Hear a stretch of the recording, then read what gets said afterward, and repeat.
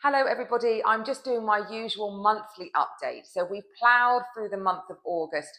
I last updated you just before I went on holiday, which seems like a lifetime ago now. We've pushed through August. It's been quite nice weather, I think, generally. Feeling a bit autumnal now as I speak, but the weather is good in the property market. Did you know it's the second most important factor that influences consumer sentiment? The number one is what's going on in the general market confidence. And there is no doubt this autumn market is going to feel a pausing, a holding of breath as people wait to see what will happen in the autumn budget. They haven't called the date for that yet. It will be at the end of October, beginning of November. But that fear that they will tax an annual wealth tax on anything worth over 500,000 and capital gains tax over 1.5 million could be a challenge for those higher values.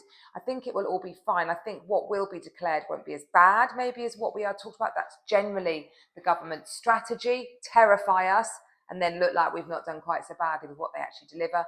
But I think for higher value homes, there will be a little bit of holding of breath over these coming months. Looking back at the month for us, so we have completed on 13 properties. That's fairly standard for us in August. It's a big month for moving and people going through with deals. We have agreed sales. You might think it's been sluggish in August. So last August was really quite slow, and it has been for a good few years. This August, no let up at all. That's because there's so much stock out there and buyers have a good choice. But we have agreed offers on 14 sales. We're in negotiation still on 3, and we've had only 4 rejected because the pricing couldn't get agreed on those. In terms of collapse deals, only lost 1 actually this month. So that's really good. Lots of chat around survey and getting buyers and sellers to hold their nerve, but generally quite good. And interestingly, Tunbridge Wells generally is bucking the trend. So house price growth in Tunbridge Wells has been quite good over the last 12 months, has definitely exceeded that in the southeast generally. People still very drawn to our town for all its wonderful reasons.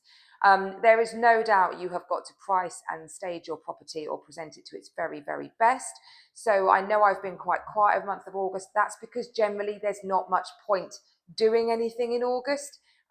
Buyers are quite distracted with family stuff going on. So those sale agreed figures are unusual, and many of those deals were agreed at the beginning of the month. It's definitely been quieter towards the latter end, and last week was our lowest week for viewings actually. So this week and over the coming couple of weeks, I'm going to be speaking to all of my lovely sellers, clients, to talk about changes that we can do, be that pricing, presentation, new photography, marketing, whatever it might be. If you're motivated in this market, you will get sold. If you're not particularly motivated, it's going to take a bit longer.